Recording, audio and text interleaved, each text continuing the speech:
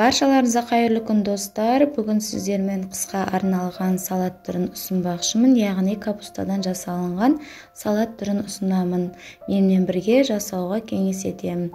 Ең алдымен бізге керек заттар, бұлар бізде осындай капуста қажет, және де түрлі түсті тәтті бұрыштар, сәбіз және аскөктер, және де қызанақ қажет болады, чеснок қажет, және осындай бір дана ащы бұрыш қажет. Ең алдымен тәтті бұрыштарымызды осындай видеода көріп отқандай қылып турап қоямыз, яғни 3 бұрыштап, 4 бұрыштап тураймыз.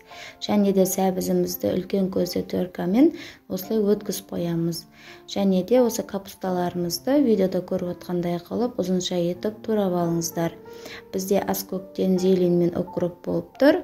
Осы укроп пен зеленді жақсылап майдалап турап қоямыз алдын ала. Содан кейін осы 2 дана пиязымызды да дәл осылай видеода көріп отқандарыңыздай ұзынша етіп турап қоямыз. Және де қызанақтарымызды блендерден өткізіп алып, осылай видеода көріп отқандай қылып жасап қойыңыздар. Содан соң чесноктарымызды дөңгелек етіп осылай жіңішкелеп турап қоямыз.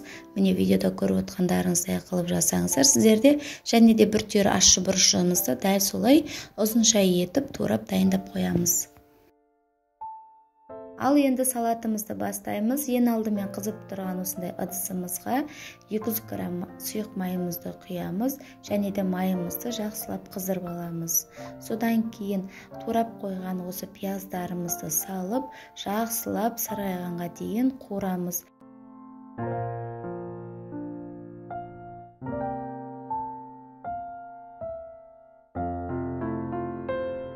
Мінекей біздің пияздарымыз сарғайып қуырылды. Енді үстіне күштен өткізілген осы сәбіздерімізді саламыз. Сәбіздеріміздің де барлығын араластырып, суы шыққанға дейін қуырамыз.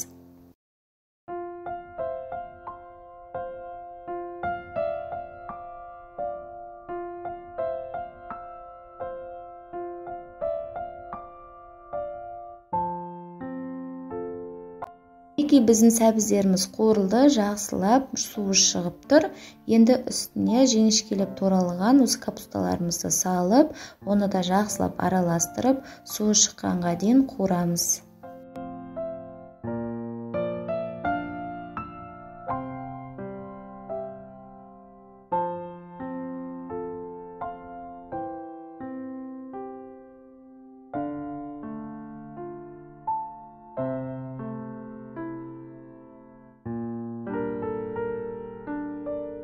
Біздің сәбізімізбен де және де осы капустамыздың суы шығып, жақсылап қуырылды. Енді үстіне осындай тәтті бұрыштарымызды саламыз.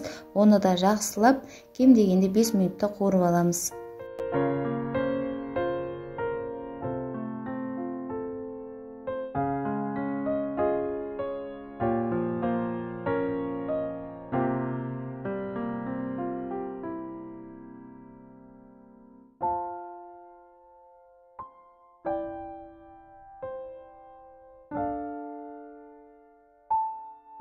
Енді барлығы қуырылып болғаннан кейін үстіне чесногымыз бен ащы бұрышымызды салып, жақсылап араластырып, бұны да 5 минуттай қуырамыз.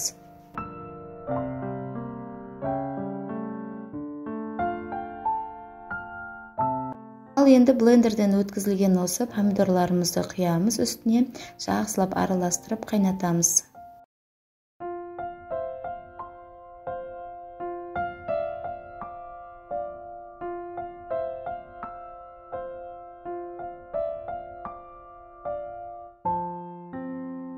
Ал мінекей достар, біздің салатымыз қайнап жатыр. Үстіне 3 ас қасық қант саламыз, және де 3 ас қасық тұз саламыз. Және аскөктерімізді салып, жақсылап араластырамыз. Салатымыздың астын баяу отқа қоямыз да 45 минуттай қайнатамыз.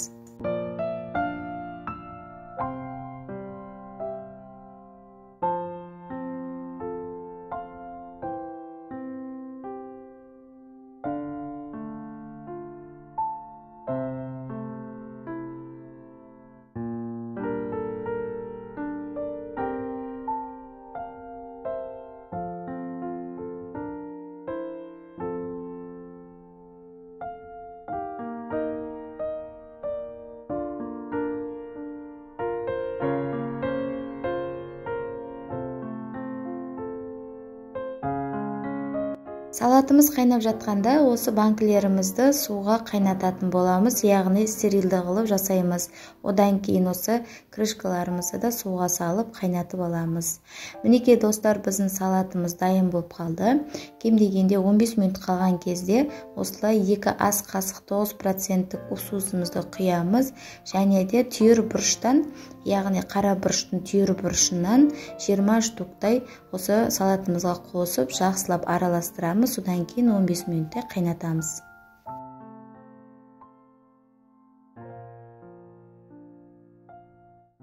Ал мінекей достар, біздің салатымыз дайын болды. Иісі өте керемет болып шықты. Түсі де керемет болды. Енді стерилді банкілерімізге салаттарымызды салатын боламыз. Салаттарды ыстық күйінде салуымыз қажет. Және де осы крышкаларымызға 9% уксусымызды құйып, кішкене ғана, содан кейін банкілеріміздің жауып тастауымыз керек. Видеода көріп отқандарыңыздай сіздер де жасаңыздар.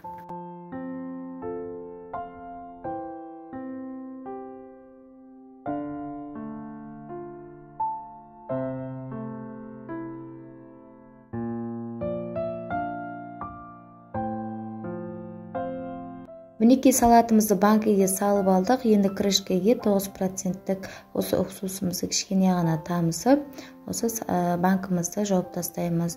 Қатты нығыздап, барлық күшімізбен осы банкімізді, крышкамызды, яғни осы банкіге қатты нығыздап жабамыз. Банкімізді жауып болғаннан кейін төңкеріп, келесі күнге дейін төңкеріп қоямыз, және де үстіне жылы сүлгімен жауып қоямыз. Келесі күнге дейін осы банкілеріміз төңкеріліп тұру қажет. Бұл салатты қыстың уақытысында тағамдармен жеген кезде өте керемет болып үйлеседі. Дәмі де өте керемет болып шыққан. Сіздерге жасауға кеңес етемін. Сіздер де жасап көріңіздер.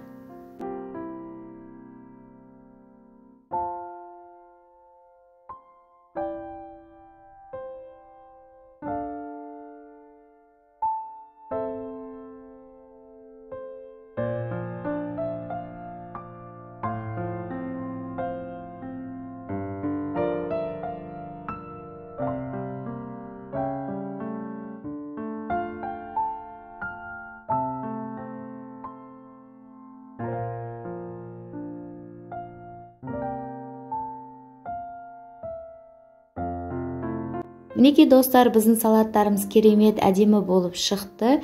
Дәмі де өте керемет. Салатты жасап көріңіздер. Барлықтарыңызға ас болсын, және де менің каналыма тіркеліп, лайк басып, комментарий жаза кетіңіздер.